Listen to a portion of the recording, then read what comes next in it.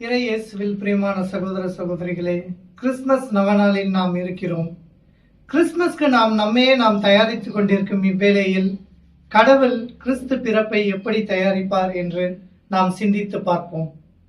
நாம் சாதாரண மக்களான நாமே நம் ஆண்டவர் இயேசு கிறிஸ்துவின் பிறப்பை தயார் செய்து கொண்டிருக்கும் போது தந்தையாம் கடவுள் எவ்வாறு இந்த பாதையை தயார் செய்திருப்பார்?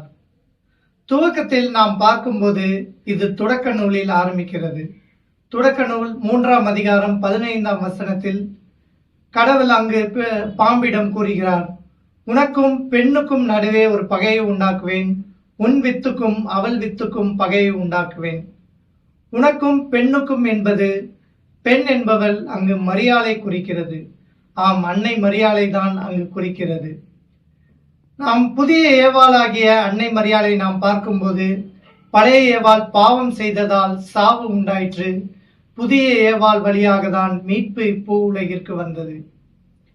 இதை தொடர்ந்து நாம் பார்க்கும்போது அன்னை மரியாள் புதிய நற்கருணை பேழையாக விளங்குகிறார்.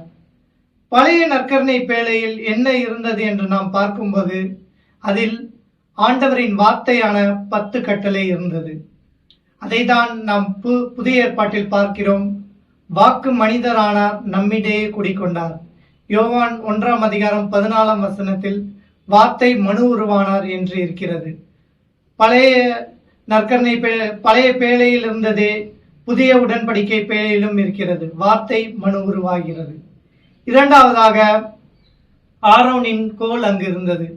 ஆரோனின் கோல் எதை குறிக்கிறது என்றால் ஒரு இடையனை குறிக்கிறது, ஒரு குருவை குறிக்கிறது மற்றும் ஒரு மெய்ப்பனை குறிக்கிறது. புதிய நற்கருணை பேழில் ஆண்டவர் இயேசு கிறிஸ்து தான் அன்னை மரியாவின் வயிற்றில் கருத்திருக்கிறார். அது ஆண்டவர் நல்ல ஆயன். ஈப்ரூவில் ஆண்டவரை கூறும்போது இவர் மெல்கிசதேக் உன்னத கடவுளின் அர்ச்சகர் எனப்படுவார் நாம் என்று பார்க்கிறோம். மூன்றாவதாக உடன்படிக்கை பேழையில் மன்னா இருந்தது. மன்னா அடிமைத்தனத்தில் இருந்த மக்கள் வாக்களிக்கப்பட்ட நாட்டிற்கு செல்லும் போது பாலை நிலத்தில் மன்னா வழங்கப்பட்டது. புதிய நற்கருணை பேழையில் நாம் பார்க்கும்போது, உடன்படிக்கையின் பேழையில் நாம் பார்க்கும்போது, நாம் பாவத்தில் அடிமைத்தனத்தில் இருக்கும்போது ஆண்டவர் இயேசு கிறிஸ்து அவரே தன் உடலாக கொடுத்து நம்மை விண்ணகத்துக்கு அழைத்து செல்கிறார். யோவான் 6ஆம் அதிகாரம் 35ஆம் வசனத்தில் நாம் இவ்வாறு காண்கிறோம், நானே வாழ்வு தரும் உணவு. மற்றொரு உதாரணம் நாம் எடுத்துக்கொண்டால், பழைய உடன்படிக்கை பேழையில் 2 வானதூதர்களின் சுருவம் அங்கு இருந்தது. புதிய உடன்படிக்கை பேழையை நாம் எடுக்கும்போது அன்னை மரியாளை முதலில் சந்திக்க வந்தவர் கபிரியேல் வானதூதர் தான். எனவே நாம் எப்படி தயாரிக்கிறோம் என்று பார்க்க வேண்டும். தந்தையாம் கடவுளே இவ்வளவு தயார் செய்து ஒரு கன்னியிடம் அவர் மகனை பெற்றெடுக்க செய்தார்.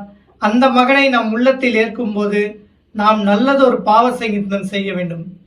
கல்வாரி மலையில் ஆண்டவர் இயேசு கிறிஸ்து நமக்காக ரத்தம் சிந்தி நம் பாவங்களை மீட்டு நம்மை புனித வாழ்வுக்கு அழைத்தது போல நாம் இந்த நவநாளில் நம்மையே நாம் உருக்கி கொண்டு நல்லது ஒரு பாவ சங்கீதம் செய்து ஆண்டவர் இயேசு கிறிஸ்துவின் பிறப்பை நம் உள்ளத்தில் ஏற்க வேண்டும்.